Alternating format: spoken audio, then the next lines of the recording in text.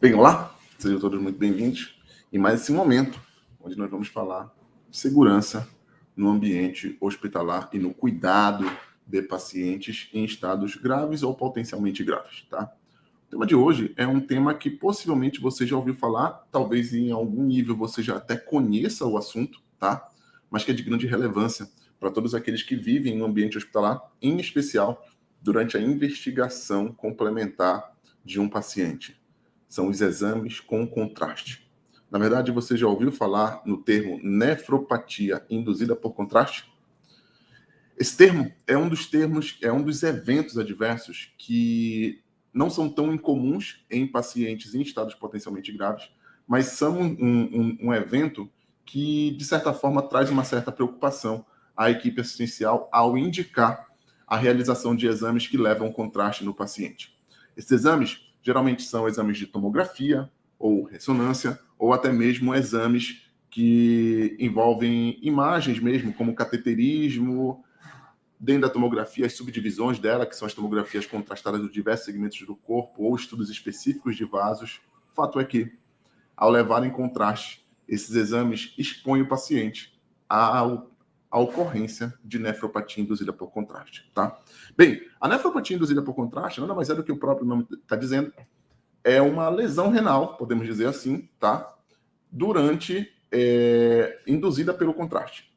A ocorrência desse evento não é de se desperdiçar, geralmente se diz que é algo em torno de 1 a 3%, sendo que determinadas amostras populacionais podem chegar até 10%, que são os pacientes com fatores de risco, tá?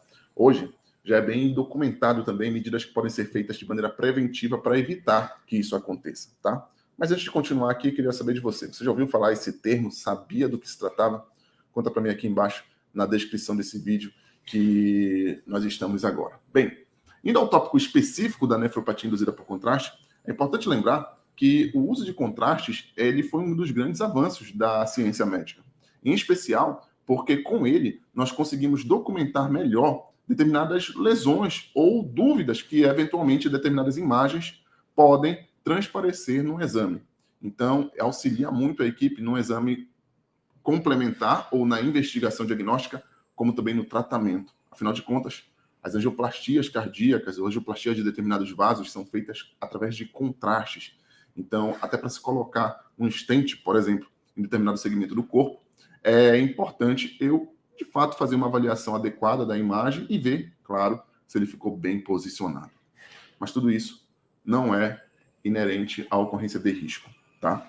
Bem, lembrando que o exame contrastado, ele não traz somente o risco de lesão induzida no rim, uma lesão renal, mas também eu tenho o risco de alergia, que talvez seja muito mais popularmente falando conhecido. As alergias, elas também são ocorrência específica nesses perfis de pacientes, não tão comuns quanto, tá? Mas que devem também ser relevantes na hora de você investigar ou de saber da realização desse exame, tá?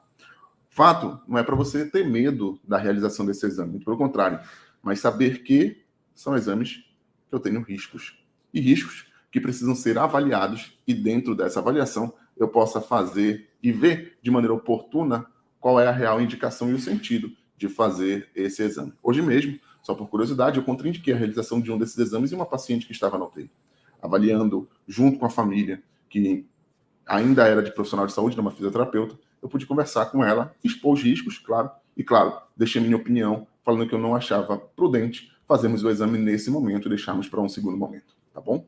Bem, é importante dizer e destacar que durante também, claro, a evolução dessa nefropatia induzida por contraste, que é o tema que nós estamos discutindo aqui, existem também hoje, dentro da ciência, medidas que podem ser feitas de maneira preventiva, em especial da nefropatia de contraste, claro, da alergia também, mas não é o objetivo desse momento, da ocorrência, ou minimizar a ocorrência dessa patologia, podemos dizer assim. Então, geralmente, o que se faz são, número 1, identificar a população que tem maior risco para a ocorrência da lesão renal induzida por contraste. Então, essa população geralmente são pacientes idosos, tá? que já eventualmente tenham tido histórico prévio de lesão ou de alguma doença renal ou de alguma doença que pode levar a uma doença renal. Aqui ganha destaque os pacientes diabéticos.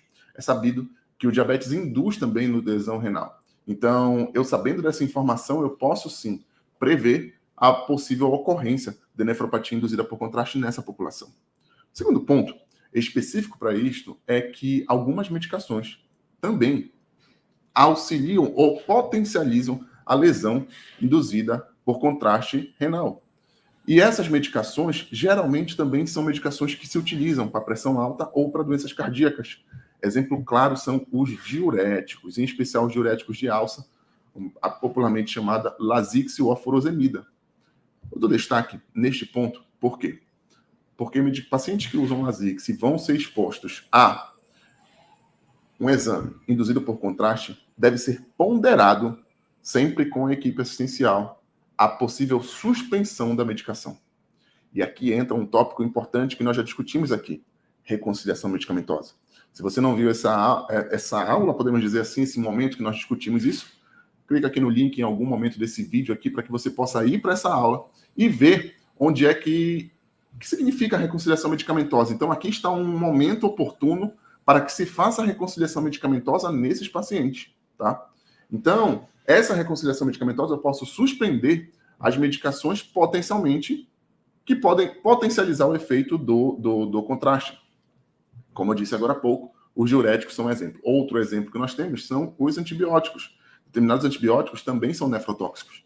Então, essas medicações, esses antibióticos devem ser monitorizados sobre o ajuste potencial que eles podem ter para a função renal e, claro, minimizar a ocorrência dessa nefropatia induzida por contraste.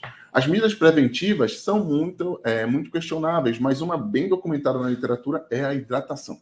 A hidratação antes e depois do procedimento para pacientes com fatores de risco é uma das medidas que já se provou como eficaz na redução da ocorrência de nefropatia induzida por contraste, tá bom? Então, o mais importante de tudo é você saber, número 1, que existe essa ocorrência. Número 2, que tem uma população específica que tem maior risco para que ocorra. Número 3, que existem medicações que podem potencializar a ocorrência ou o aumento desse risco. E que, número 3, existem medidas que podem prevenir. Prevenir não significa evitar de ocorrer, mas sim fazer todo o possível para que o evento não ocorra.